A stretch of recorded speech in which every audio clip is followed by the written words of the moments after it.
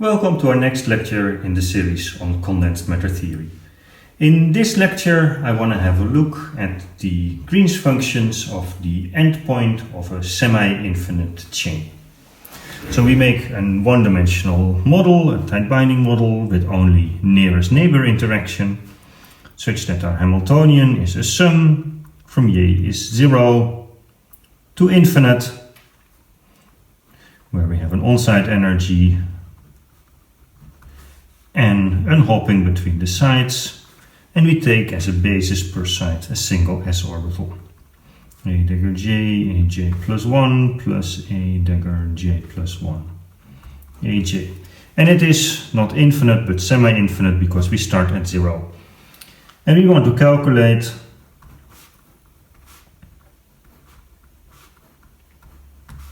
the Green's function at the endpoint of our semi-infinite chain.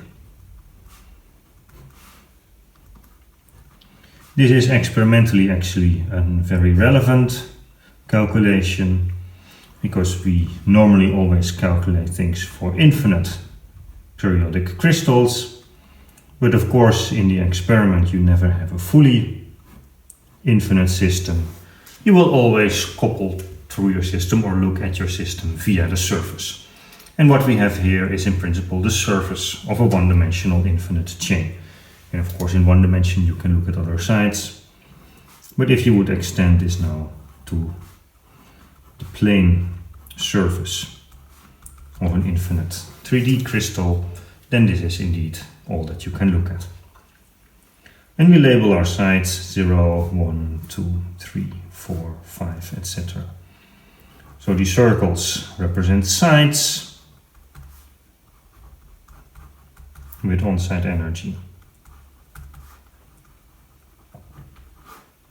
Epsilon s, and the lines represent hopping with hopping strength SS sigma. Now in order to solve the problem, we will divide our Hilbert space in two parts. Side 0 belongs to Hilbert space A, such that we create and annihilate the particle inside Hilbert space A, and the rest of our chain belongs to Hilbert space B. So the Hamiltonian for subspace A is given by epsilon s a dagger 0 a0.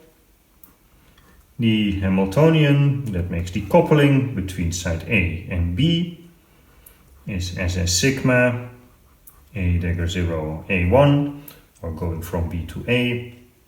HBA is given by HAB, Hermitian conjugated, and the Hamiltonian for subsystem B is a sum, J is 1, to infinite epsilon s a dagger j aj plus a hopping a dagger j plus 1 aj plus a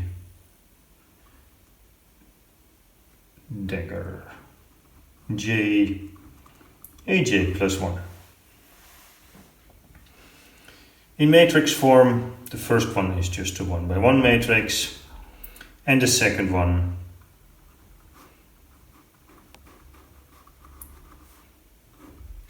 is in 1 by infinite matrix, where the first element is SS sigma and all other elements are 0. You only couple from side 1 to 0, and all other elements in this Hamiltonian or in this Hilbert space do not directly couple to side 0. We now can continue by writing down the Green's function, and our Green's function for side 0 is given by the Green's operator, omega plus I0 plus minus the Hamiltonian, but not the full operator. If we look in matrix form, it is element 0, 0 of this operator.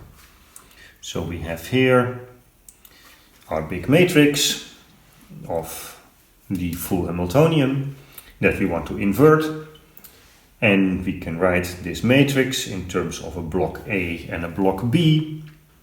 So we have omega plus I0 plus minus HA minus HAB minus HBA. And then we have omega plus I0 plus minus HB. And this matrix we need to invert to get the Green's operator. And then we're looking at element 0, 0.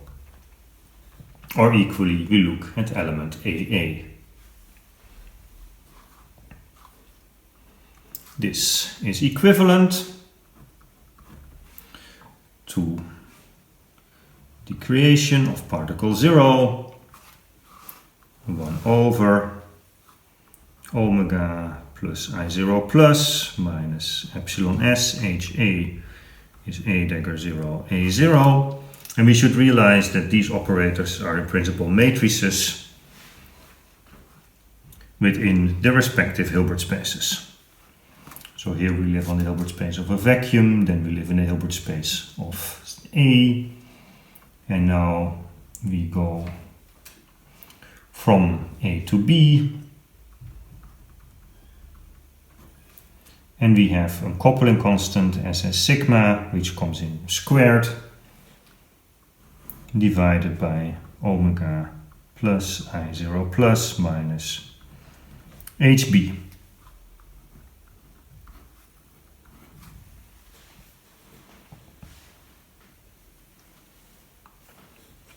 Now the nice thing here is that the dimension of Hilbert space A is just 1, so that we're talking about numbers here.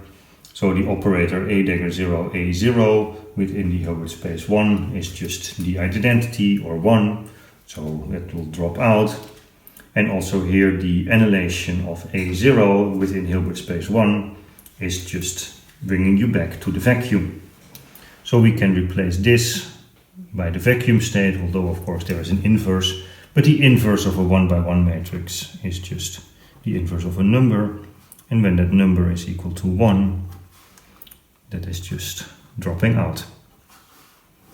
So what we have is omega plus I0 plus minus epsilon s. We will do examples whereby the dimension of Hilbert space A is not 1 but 2, and then you will see immediately that these are matrices, and we'll show you how you will deal with them in the case when they are matrices. That makes a lot clearer.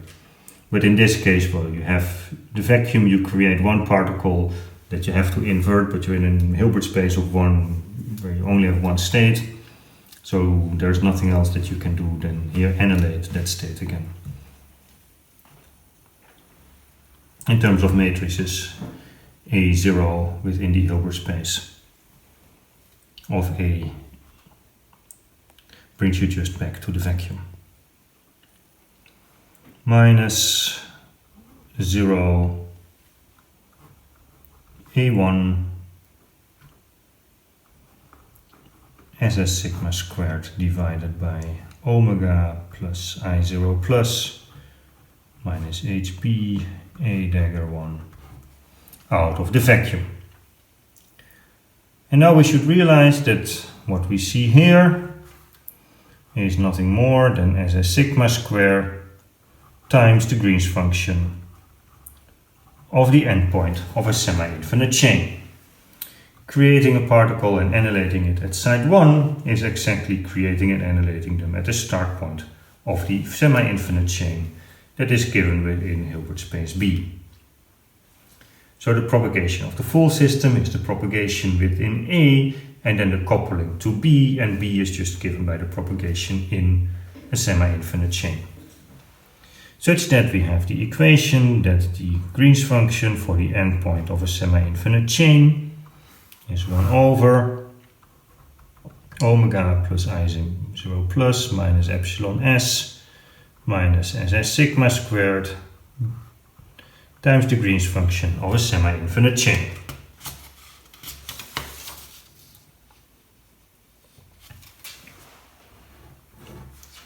Now we can, of course, generate a continued fraction of this by just placing the creating function of a semi-infinite chain, its endpoint is 1 over. So we can generate a continued fraction by putting the equation that we have here iteratively in itself. Minus epsilon s minus ss sigma squared 1 over omega plus I0 plus minus epsilon s minus ss sigma squared 1 over omega plus I0 plus minus epsilon s minus etc.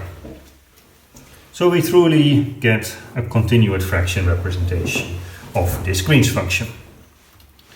Now, we don't have to do this really in this case, because if we just multiply here with the denominator, we get that the Green's function of a semi-infinite chain, its endpoint, is equal to omega plus I0 plus minus epsilon s minus the hopping times the Green's function of a semi-infinite chain, and that is equal to 1. And what you see here is that you have a quadratic equation, Green's function squared plus something linear minus 1 is 0.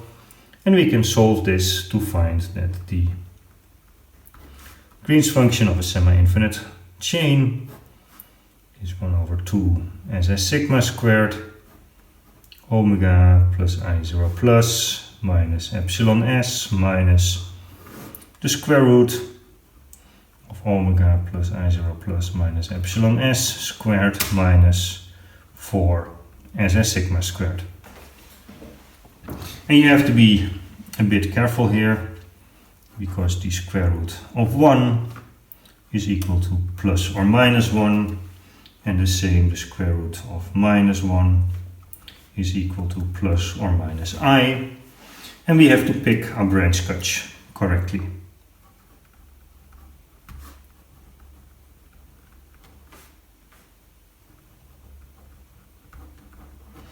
I want the imaginary part to be always negative, and then I want the real part to fulfill the Kramers-Kronig relations. So if we make a plot, let's first plot the imaginary part.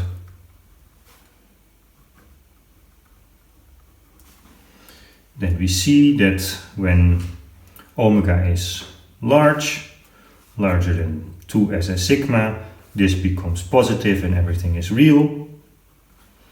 So we have here epsilon s in the center, and then we have our boundaries at epsilon s minus 2 ss sigma and epsilon plus 2 ss sigma. I just put epsilon values because ss sigma of course is negative. And what is this equation? Well, that's just a half sphere.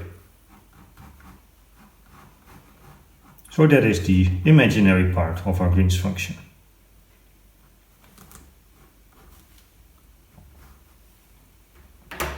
As a function of omega. Now, instead of looking at the imaginary part, we can also look at the real part of our Green's function. For omega smaller than 2 ss sigma, or absolute value of omega smaller than 2 ss sigma, this is a square root of a negative number, so that is purely imaginary, which just gives us here a straight line, a linear behavior. And then above and below, well, we want to pick the phase such that you go to 0 of our square root, and you decay in the following fashion. And the minimum is minus 1 over ss sigma, and the maximum is 1 over ss sigma. The minima and maxima of the real part will become important when we start to talk about impurities in our model and impurity bound states. But we see here that with the use of our continued fractions and separating Hilbert spaces and looking at your Green's function as a propagation in the subs part of your full system, and then treat the rest of the system as a self-energy which you couple to, and for which you need to know how do you propagate once you couple to the rest of that system, we can actually, in quite a straightforward way, calculate what these Green's functions are. So in the next example, we'll use this to see how we can calculate the local Green's function in a one-dimensional chain, and then the non-local Green's function within a one-dimensional chain. For now, thank you very much for your attention. We see each other later. Stay healthy.